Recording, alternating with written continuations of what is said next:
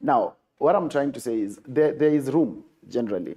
There is room for people to, not just us, any other person to give different suggestions. And the Right Honorable Raila Odinga did that very well.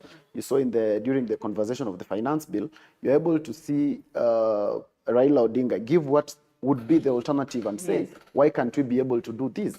So that room is there. No one has been blocked from it. And not just opposition. It is for every Kenyan. We had over 1,000 Kenyans who submitted their memoranda on the same agenda and said, this is what we think can be done differently. And I am not being an apologist for parliamentarians, because what is coming out is like I'm trying to apologize on behalf of parliamentarians and say they must be. What I'm trying to say is that we elected them. By law, they have a duty to do. By law, they represent us. Whether we think differently or not, by law, that is the truth, that they represent us. Today, the decisions they are making in parliament are not individual decisions. They might be making decisions that we don't agree with. Many of them I do not agree with. But the truth is that by law, that is the position. And that's why I get back to say, if we think we do not agree much with what parliamentarians are doing, then we must be able to look at which kind of people we are able to put in parliament first. So the era is era of original entry. It is about us first, because it is us who decide who is the parliamentarian. We cannot have a parliamentarian, then come back and start saying that, you see, they are doing everything wrong. We must start by, first of all, having the parliamentarian right. And when I said we trust, the president gave a statement. The president is not like any other person. He is not just like any other person in the street. The president is not like me. He's the president of the country. And the first way we are going to move forward is that we must be able to at least have an atom of trust in the person leading us. If we are not going to trust this person who is leading us, then where are we heading? The problem with most of us, Linda, is that we want to see the end from the beginning. It is like a relationship where people want to see whether it will end up in marriage from the beginning.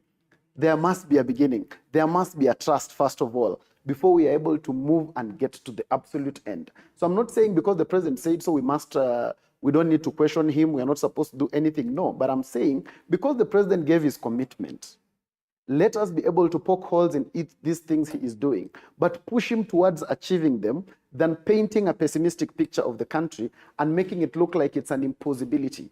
What happens when all of us don't believe in government? What happens if all of us trust the president? What happens if all of us become extremists, even in our examples? When my brother Odede said the president promised 1,000 things, he has not done any. When you compare administration to poison, you see, it's very extreme at the end of the day.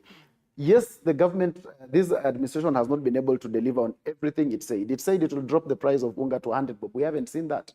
But we cannot say they have not delivered on everything that they promised. At least they have been able to give them the Hustler Fund. They promised the Hustler Fund. I do not agree with the modus operandi of how it operates and how it was implemented, but they promised and they have been able to do that. They promised a budget for the judiciary. They did that in the first almost 24 hours, within 24 hours of administration. So there have been elements. So how do we move the country forward? We move the country forward by, first of all, accepting that this is the government. And after we accept that this government, we must push it in the right direction so that it must deliver. But if we paint a picture of hopelessness and ensure that all of us are able to see doomsday, then how does it help us? Because no matter the picture we paint, the president is here with us for 5 years. This government is here with us for 5 years. It must deliver because they are earning our money. It is taxpayers' money. It is not their own money. So the better thing for us to do is to push them towards delivery, not push hopelessness in the country. And is it not what people are doing then? And I wanted to ask, what would be the significance of having an opposition, and also the president himself acknowledging that, well, let's have an opposition that is vibrant enough to challenge us. And when they challenge, it appears as though they are projecting the negatives. I mean, how best can this be handled? There's a difference because criticism must be there. Yes. Yeah, it must be there. Personally, I have been able to talk about, I don't believe in the housing levy, and I think it would have been done different. The Hustler Fund, I think it would have been done different.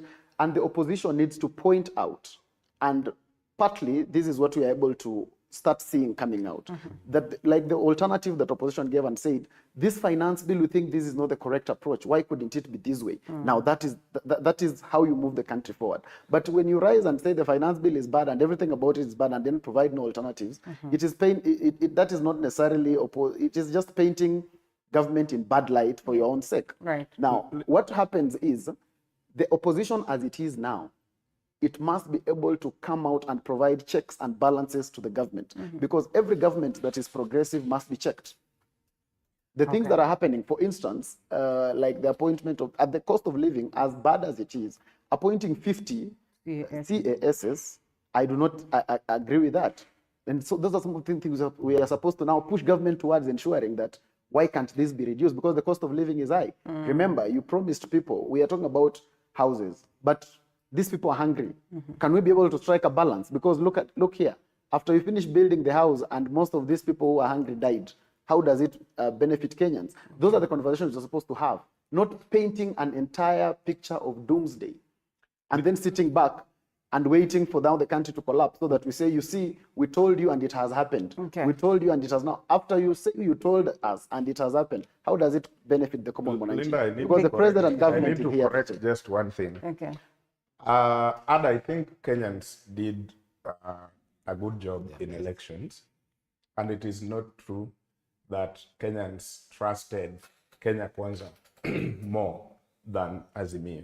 You and I both know that members of parliament were supposed to be more for Azimio. Those who campaigned on the promises of Azimio were elected more. You and I can agree on that. That one we agree. So if we don't talk about presidential election and give it to William Ruto and say Kenyans trusted him as the president, but Kenyans also trusted Parliamentarians. the House, which is as another wing or arm of government, government. towards the me, then we must say Kenyans did a good job for themselves.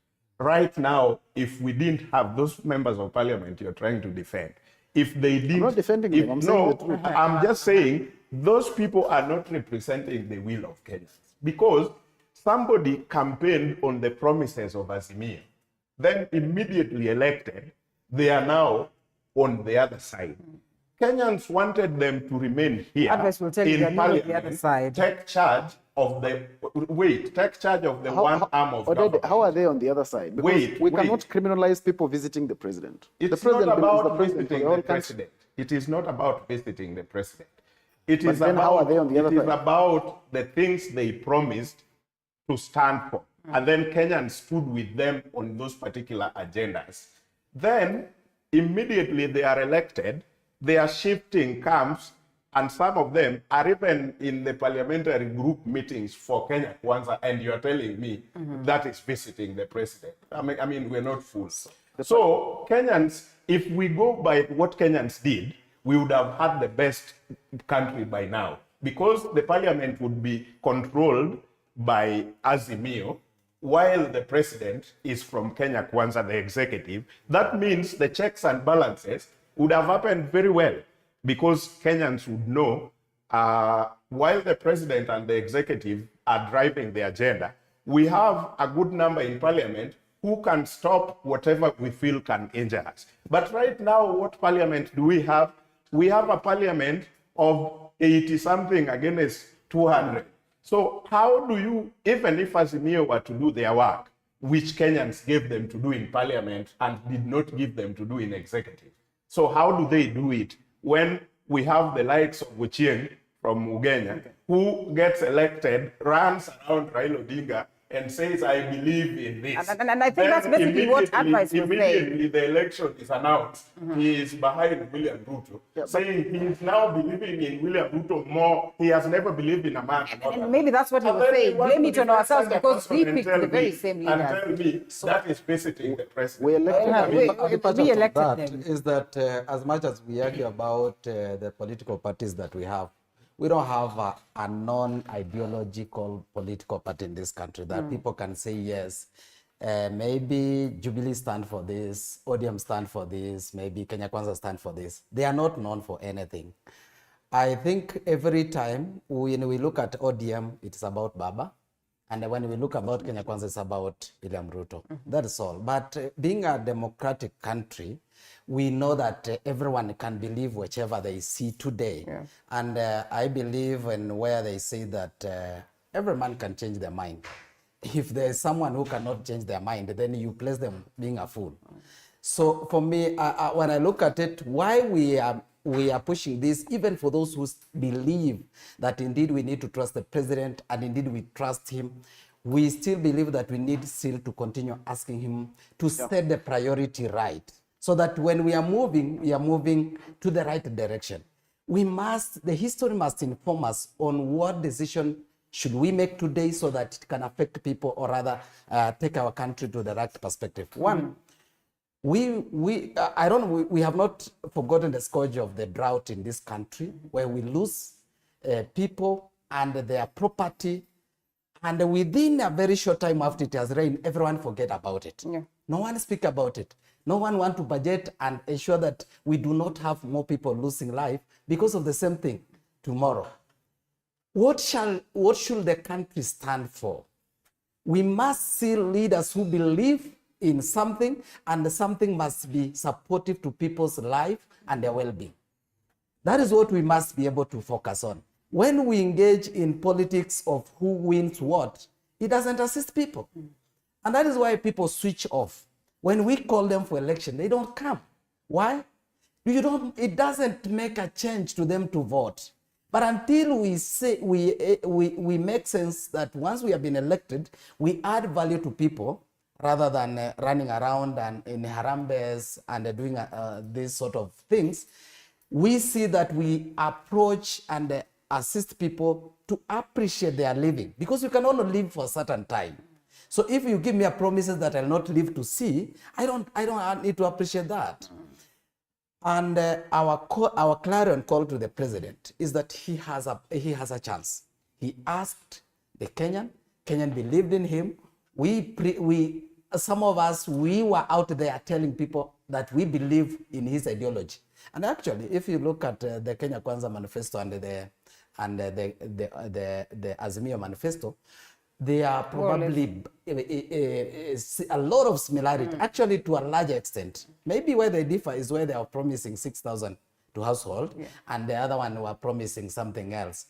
But if you look about health, it is almost everything that they promised. Housing, they had issues promising about health, about housing. So for me, I feel that he has the right, he has the position. He has a chance. Let him implement what he promised people. And he must be able to look at the low-lying fruit, especially when we feel that the country is not doing well economically. Not to pressurize people where they continue losing hope. Because we must work with people who are having hope in you. And when you tell them, yes, we can jump, they can be able to jump. You cannot tell people who that jump and then they are seated, because they cannot be able to support themselves to sit. You know, when you go to pick a patient from a wheelchair, you must be able to get to understand that that patient might not be able to step on themselves. Yeah. So the position that Kenyan are, which they told us on their first day, is that Kenya was limping in terms of economic. So they must get to understand that the country is sick economically, and we must be able to look at what is that prescription that we need to give. What is the right medicine? Okay. When you go to the Minister of Health, what are the right measures that we need to take to ensure that we are making progress in a way that people appreciate? Why is it there have been a cry for healthcare workers on 1-2 issues? There are counties that have never promoted healthcare workers. Why is that? The president has an overall role to ensure that there is the right approach in terms of treating people equally. Fair. And the implementation of the constitution is happening equally. Fair because enough. we have one country. Yes, and when that one is happening, we will be able to appreciate that indeed we still can now believe in the bigger thing that we're being promised. One of the reasons why I asked advice what could be going down right on Raila Odinga's mind is that you've also seen most of the Kenyans saying that, you know what, if you did not vote for Baba, please, he does not owe you anything. Some have told them, you know what, Baba, please do not say a thing at this very point. Others have argued that he's been neutralized. The whole idea of the bipartisan talk was to neutralize him so that he would stop the conversation on Maandamano and successfully then would get to this sailing of the finance bill. What are the legal prospects now that Azimio says that they would go to court to challenge the same if this were to sail through? What are the legal possibilities that this would be challenged successfully for purposes of the people of Kenya? Or should they say, like advice would say, why not support the government as it is and let's see how much of a difference we get? Let me say, the legal challenges can be done by any Kenyan, not necessarily Raila Odinga. Yes. But if Raila deem it fit to go ahead, and be one of those Kenyans to do it well and good. But the truth is, even the legal challenges around the bill will not be the entire bill. It will be just a certain clause that is deemed to seem to be seen to be contravening other laws that are existing. So what they will be doing is not necessarily to get it out, but probably to get the interpretation of the judiciary on these matters. Like, for example, I've just said here, if I am entitled to have a public participation, and you gave me this housing fund as a levy, and I participated with my mind, I gave my thoughts and ideas around it as a levy, and what you have there is now a tax which will go to consolidated accounts and might not even end up with the, so the court might want to tell us, is it right and does it serve the purpose of us having the public participation? What does the Constitution envision when they say we should have that kind of public participation? So Raila Odinga is just one among many other Kenyans who would want to make things work. But I don't think it is Raila Odinga's work right now to even fight for Kenyans. The only thing he is trying to do is have in his mind that there are people who believed in him. And when Kenya Kwanza does something that gives or put more burden on Kenyans, his people are also in those Kenyans. If it is about the heavy burden of taxes, his people are also part of that. So when he comes out, he is justified that, yes, I mean, his people are part of that particular bill that is being passed. So I personally would not be among the Kenyans who say Baba should keep quiet and just let Kenyans go through whatever they be just because they did not elect him or whatever. Many people still have questions around who actually got elected because we are coming from a history.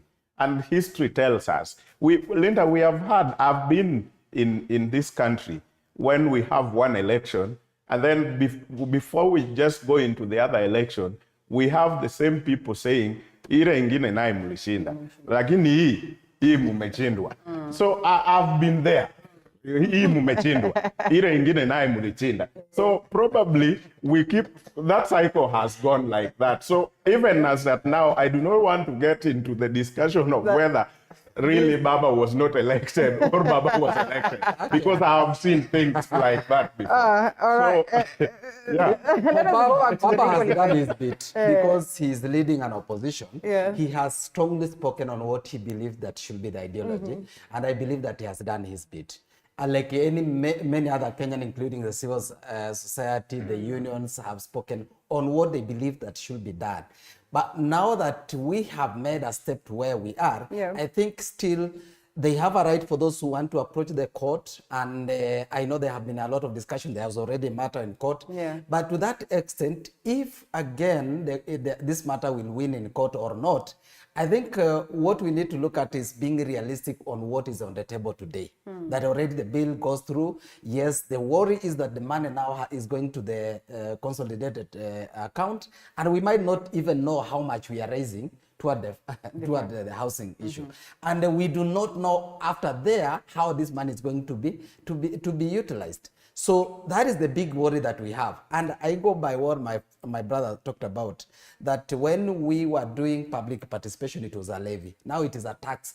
After our presentation, our participation, we knew that that was a levy by that time. Our submission was based on a levy. Now it has changed to a taxation. Well, was it reason enough that now someone can, is it a reason enough that someone can go to court and say that whichever was presented before the public was a levy? Now it changed thereafter, where majority of them knew that it was still going to be a levy, now it is a tax. Is it now reason enough that we recall that matter to come to the public participation so that it is a tax? Well, good question. And I think I'll ask this, and perhaps it will be what closes for us. And maybe indirectly, I asked the very same question in the first place. And it's basically what most of the Kenyans are asking. amidst all these tough times, do you understand, have you sat down to think about what would be the ripple effect of adjusting the fuel to that level of 18%, more than what it is that Kenyans would have anticipated, 16%, sorry. And the ripple effect, just basically that on the overview. And is that really something that the president can be confident will be the game changer for him? Because after all, he wants to succeed. He succeeds, we succeed as a nation. And you are the very same person, advice that has told us you do not want to have houses for people who are dead at the end of the day. The ripple effect of these adjustments upwards on fuel. Definitely, the ripple effect for fuel is more or less what we talked about, the health sector. Once the prices of fuel go up, most, if not prices of almost everything, will go up. And one of the things that the president must really look at is that, forget even the price of fuel going up after the adjustment. The price of fuel is up even now. It's already at levels that are beyond imaginable. I was just looking yesterday at one of my contributions on a previous TV show, I think about 2 years ago or something, when on the panel we were complaining about why fuel prices would get to 136. And 136. today the price of fuel is at 182. So in as much as the president is trying to say what was being done previously was not necessarily the step in the right direction, but I would want us to first of all have Kenyans alive. Kenyans must be able to afford basic needs before anything else. And so whatever the thing we do, even if it means subsidizing the price of fuel, if that will be able to ensure that Kenyans are able to transact their business and they are alive, to me that is okay. The president said we subsidize production and don't subsidize consumption. That is okay for the long run. But my question has always been, what happens before we wait for the production? Because you are not going to plant maize today and harvest tomorrow and eat it for dinner. What happens to this Kenyan who is supposed to have dinner today? This Kenyan who today he must eat. If he doesn't eat, he will be able to collapse. Yeah. So we should be able to look at things twofold. In as much as we are looking at a long-term solution, which is the best solution, a long-term solution that will carry us to the extreme, that is good. But we must also have a solution for now, because we need these Kenyans to be alive first. Governments exist for people. Governments exist to manage people. If you don't have the people, then you don't have a government. So that must be able to be looked in. And maybe just to finish up, I would love to go back to the argument that Azimio had more numbers in parliament, and I agree with that. But then we do not exercise democracy through stalling of government. If our argument is that because Azimio had more numbers, we were supposed to remain like that so that everything government brings to parliament does not go through. So what will then be happening? We'll be stalling the government. Remember, governments run on political leadership. Yeah. The president of the country is a political leader. Political leaders run on persuasion. And that is why the president has to persuade people to support him. When the president supports your people to support him, you don't call that the president now being non-democratic. Even the opposition is supposed to persuade people to support. It is about persuasion. Yeah. So let us not criminalize the president just because he has he's persuading people more than who we think we believe in. Let us be able to ensure that stalling government does not mean democracy. The president is a political leader. He will persuade people. If he comes to TV47 and persuades Linda to support him, we do not start saying the president has become a dictator. Government is not about what we believe in, it's about how governments are supposed to work. Forget about what the laws say. It's not about... For a moment. No, I'm not saying we forget about the law says. The law does not hinder persuasion. Yes, yeah? At all. Our law is actually the one that that's actually supposed that persuasion. Because we are the president is a political leader by law. Our parliamentarians are parliamentarians and our MPs by law. And that's why I've kept insisting that what they decide there, it doesn't matter what we think and what is moral. By law, those are our representatives. You are aware that there's this conversation at the level of the court. 12 petitioners presented a conversation revolving around this movement. And we await to see what then will be the determination of the courts as to that. And also, Linda, for as long as we still have options, it means we are still running a country within the rule of law. As long as we are still believing that if things do not go right within the finance bill, we have the courts to go to. Yeah. For as long as we have that belief, for as long as we still think we have the option of the courts, we have the option of the judiciary, we have options that we have, including recalling the president and recalling all members of parliament. Those are options we have within the rule of law. At least with that, it simply means we are not being run by a dictatorship. Right. So there is hope at the end of the tunnel. Close it for us as well. Yeah, I think I agree with him on in terms of choosing who to on which idea to support, because as I've said that our political parties are not known for any ideology. So for that extent, when a majority of them are elected, when they say yes, we can support the government agenda, and it should be for posterity that we are supporting to ensure that the government, the country is moving forward. But going back to the levy issue on the levy issues on the fuel, you asked how it is going to have an impact on people, yeah. and you get to understand that that is one of the area where it affects almost everyone, because all of us, if you are a farmer, you have at least some machines that must work within your farm to ensure that you're able to carry your activity. So again, all of us moves from place to place. We are going to be affected. All of us use this fuel product in our houses to cook. We are going to be affected. So indeed, even the food like vegetable, the mamboga vendors, they get their product from where? From the Mashinani area. Yeah. So they must move around. So everything is going to change and they're going to be affected by the same. And that's mean that it contributes to the cost of living, to the common goods that has to be moved around from one corner to the other. So I think that's to be realistic that if next month comes and we have gone to 16%, I think that is the realistic position that we have to get into. But again, you get to understand that it is going to worsen, because as we are not doing well in terms of the dollar exchange, everything is about importation. So when we are coming with all these issues, the situation continues to worsen. So, and that is why probably some of us had the opinion that even if we say that the Eastern African country, probably we are the lowest in terms of the levy, then why is it that it is this time when Kenyans are crying about the cost of living is the time we are considering to take it higher? Is it, we are not being told that if we take it higher, then we lower this. But of course, we even if that is the situation, you don't take it from the right and give it from the left. So we are encouraging the president that yes, it's going through. I think it has been voted for the third time now. That's to mean it has gone through. I'm worried that my home count is Migori. We get a lot of goods from Tanzania, the maize coming from that side, where we are able to sell this side.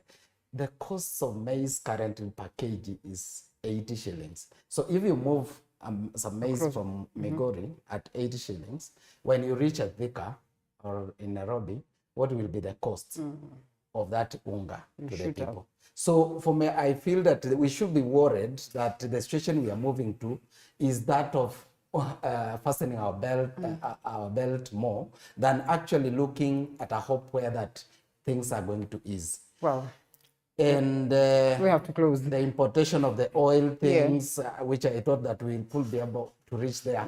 But again, you get to see that when we say we are giving free levy for the oil, and we again add levy to the fuel, I really don't see the reason. well,